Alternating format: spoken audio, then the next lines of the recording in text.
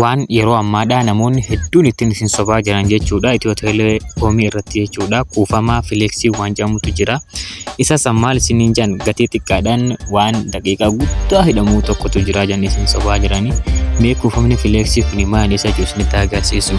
Fileeksii yuunitiin kun fakkeenyaaf amma 6 fileeksii yuunitiin 6 daqiiqaa tokko akkasuma immoo 2 fileeksii yuunitii jechuun 1 meegaabaayitiidha.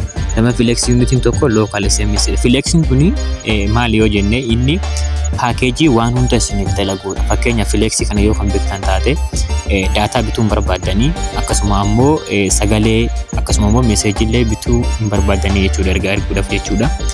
Kanarratti garuu namoonni hedduun sekoondiidha akkasuma immoo isaan kaan ammoo meegaabaaytii hammanaa jedhan. Fakkeenyaaf amma asitti ilaalaa fileeksii deeyilii kanarratti birrii 25,542 fileeksii yuunitii bitachuu dandeessaa jedha.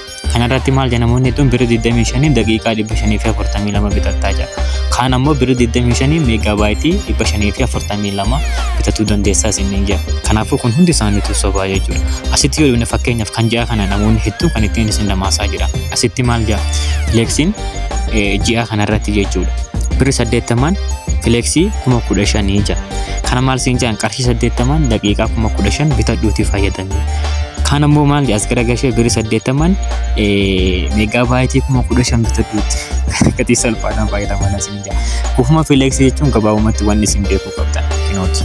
Kuufamni fileeksii 6 fileeksii yuunitii jechuun daqiiqaa tokko jechuudha. 2 fileeksii yuunitii jechuun 1 meegaabaaytii jechuudha. 2 fileeksii yuunitii jechuun ammoo 1 lookal SMS. Lookal SMS jechuun meeseejii biyya keessa erguu dandeessu jechuudha.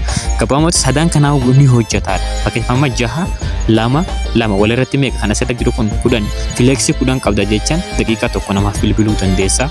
Akkasuma ammoo meegaabaaytii tokko fayyadamuu dandeessa yookaan ammoo meegaabaaytii meeseejii tokko namaaf erguu dandeessaadha malee sasanii miti jechuudha sana namni haasofsan.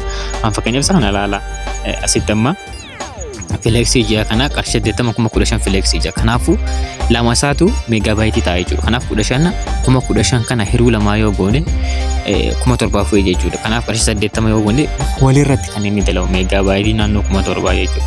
Kanaaf gabaabumatti akkasanii fileeksii jechuun maal isa jirusan beektanii akka itti fayyadamsanii jira akka hin gowwoomne. Kuufama fileeksii jechuun kuufama akkanaati kan sadan isaatu walirratti hojjetudha malee yookaan daqiiqaa yookaan ammoo sekoondiidhaa miti jechuudha. Fileeksii yuunitii kana qabdu jechuun waan kana sadan isa feetan keessaa fayyadamtan jechuudha. Galatooma. Chaanaalii Walloo Aseetii kanaaf haaraa yoo taatan subscribe godhaan isiniin jaa.